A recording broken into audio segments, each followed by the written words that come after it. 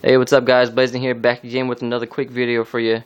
I'm just going to go over some changes that I made, and I was attacked quite a few times since my last video, so I'm going to go over some of those attacks, and I got a few replays for you guys as well.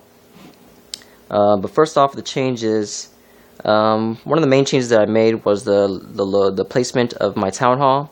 Where I had it before, it was actually out of range of my defenses, so people were able to drop a few archers and take out my town hall scot-free, and I don't like that happening. So for that reason, I put it in range of this mortar here. That's just the way that I like to have my town hall. Even though that it is outside of my walls, I like to make people work for it.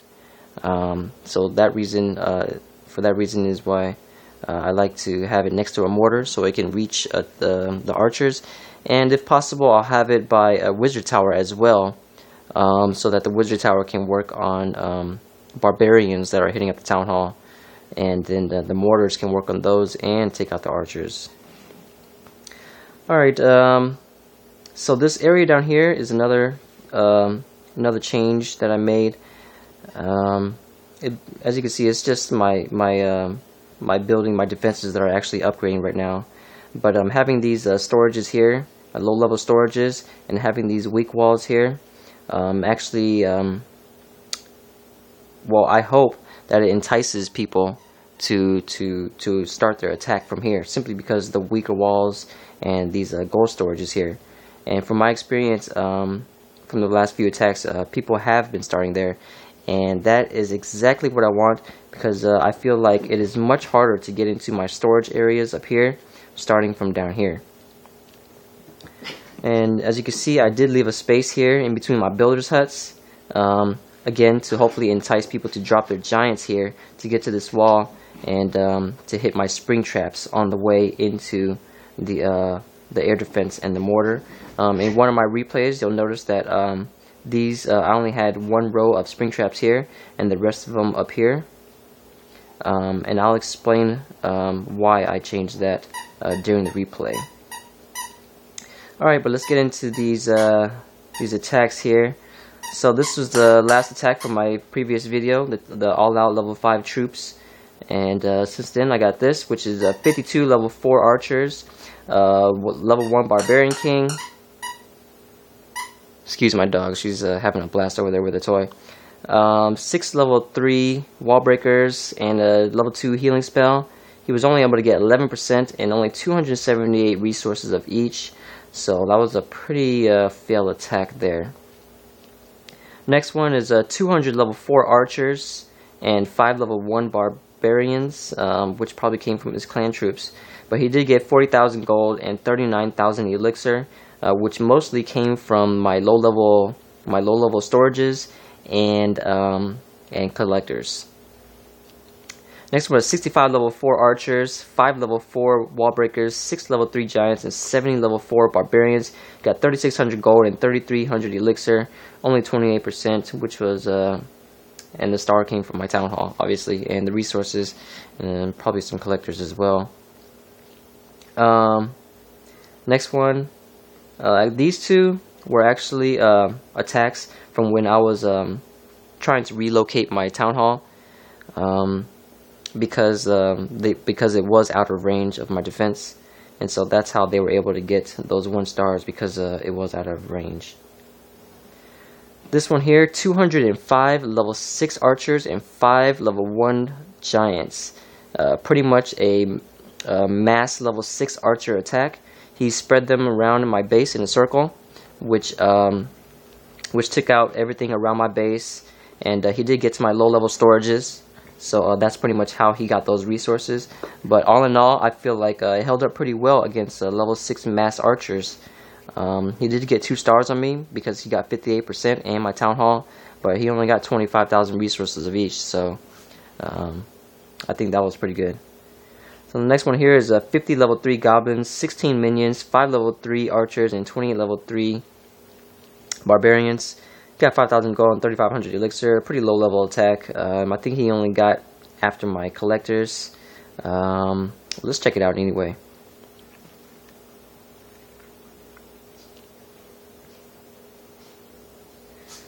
So we started off with goblins over here, and as you can see, I do have single bombs placed in between my collectors, simply to try to hurt them a little bit so that my mortars can possibly one-shot them. And then he drops his minions there, which is right on top of one of my air bombs, so it took out quite a few of them, and then my clan troops took out the rest. And he continues to drop goblins to get to my collectors, thinking that I actually have resources in them, but I usually clear out my collectors quite often, so my resources are usually in my storages. And he continues to try to get to my collectors to get some more resources, and that's pretty much it for him. Okay, next one.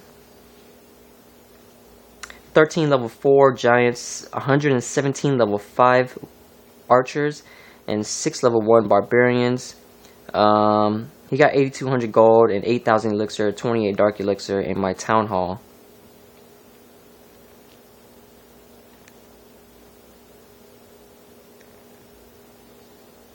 And here's the first guy that actually fell for this weak area down here. As you can see, he dropped all of his giants and then some archers behind them to clear out the buildings outside of my walls. Giants get through. One of my spring traps gets 1 giant, which isn't very efficient. Another spring trap gets 3 more, which is the max for each spring. And then they work in towards my mortar and my air defense there. This is where I had my spring traps all along here. I had 4 of them there. And the main reason why I switched that up because of this replay here. You'll see that they get in through here and only 1 of my spring traps go off. And so the other 3 were pretty much wasted, simply because the giants have no reason to go up this far. So that is why I had 1 row here. I have 1 row here and 1 row here now. Simply because people, when they do start from here, they're gonna have to go through those to get this wizard tower, and then to get to the air defense and the mortar, they're gonna have to hit up those ones as well. So it's a better chance for them to actually run over the spring traps. And as you can see, he didn't get very far. Next one here is 13 level 3 giants, 60 level 3 archers, 5 level 3 wall breakers, and 2 level 3 lightning spells. He got 8,700 gold and 27,000 elixir and 27 dark elixir in my town hall. Let's check this out.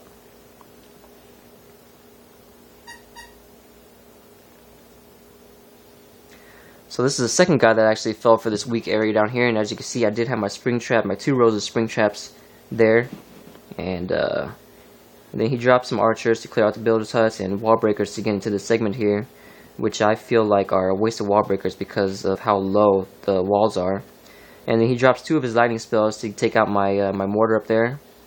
And as you can see, the rest of my spring traps go off, which take out quite a few of his giants, and he's probably left with maybe 3 or 4 of them. And because he did lightning my mortar, they weren't able to get to these archers here, so he took out my town hall. And another tactic of mine is to have my strongest walls right behind my weakest walls, so that they can, for the weak walls, so that they can start their attack there, and then my strongest walls to hopefully keep them there as long as possible. And as you can see, they were working on that wall for quite a while, which enabled my clan troops to come out and work on them and take them out pretty quickly. And as you can see, another person that didn't get very far because he did start his attack from down here.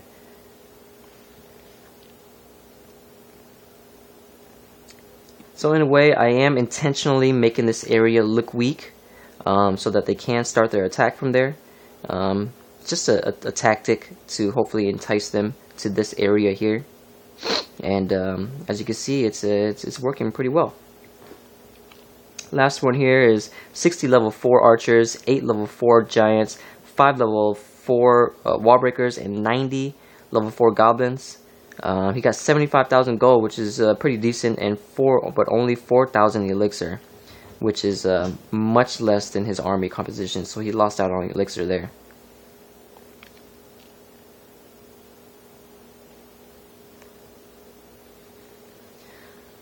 I had about 1.7 mil in my gold storages, so that's probably why he decided to start from here to go straight to my gold storage. But he starts off with giants and then some archers, and then actually he started off with archers and he dropped some giants to take the defense's attention to allow his wall breakers to go in and get into these two segments here.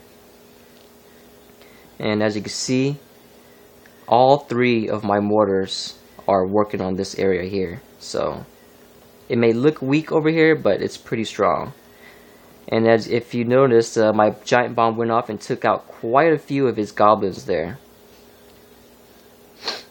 He was able to get a pretty good amount of gold from that storage, but as you can see, they were not able to finish it off. So there you have it, guys. Just a little more evidence that this layout is fairly decent. It's probably my favorite layout so far out of all my layouts. So any of you that are using my previous Town Hall 7 layouts, I suggest you give this one a try. The Town Hall 7 version, of course, just to try it out and see how it goes.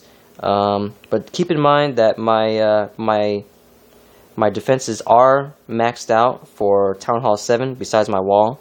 So your results will vary if they're anything lower. But that's pretty much it, guys. I will be coming out with a new series of videos. Someone suggested that I do base reviews, and I'm going to start doing base reviews for my friends in my game centers friends list, and I will be starting at the top of the list. So if you'd like to be one of the first ones, I suggest you try to get your trophies up to be at the top of the list. You don't have to if you don't want to, but you know, I will be starting off the top of the list, so just keep an eye out for those videos. And that's pretty much it, guys. If you have any questions or anything, just put it in the comments. If you haven't subscribed yet, go ahead and hit that subscribe button.